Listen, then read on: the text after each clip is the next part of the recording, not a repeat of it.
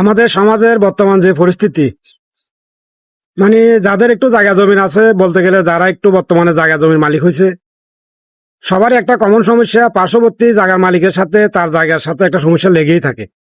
ইচ্ছা করলে তারা এগুলো সমাধান করতে পারে, জায়গার ম্যাপ দলিল দলিল বের করে, কিন্তু করবে না। যেমন আমি একটা জিনিস আপনাদেরকে দেখাচ্ছি, দেখলে বুঝবেন। এই বট গাছটার মালিক হলো 3 জন। মানে আমরা ছোটবেলা থেকে দেখতেছি এই বট গাছটার দাবিতে, এটা বট গাছ না, এটা আমরা বট গাছ বলি। এটা হলো আপনার ওই যে বাড়ি যারা গাছ বলে, পাহাড়ি গাছ, অনেক বড়। এখন গাছটা মানে এখন কেউ কাটতে পারতেছে না। একবার যে কাটতে যায় আরেকজন বাধা দেয়, যে এটা আমার। তো এভাবে মালিক 3 জন হওয়ার কারণে কেউ এই গাছটা কাটতে পারতেছে না। আসলে চাইলে কিন্তু এগুলো সমাধান করা যায়, যার যার জায়গার কাগজ নিয়ে যদি বসে, কার জায়গার সীমানা কটুক সেটা নির্ণয় করলে বোঝা যাবে গাছটা আসলে কার সীমানায় পড়ছে। আসলে আমরা এটা ছোটবেলা থেকে দেখতেছি, এই গাছটা 3 জন মালিক দাবি করে আসতেছেন।